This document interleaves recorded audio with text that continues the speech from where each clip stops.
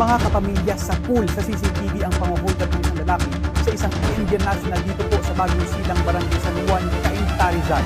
Ang suspect nagawa pang mag-sign of the cross bago gawin ang panguhold up.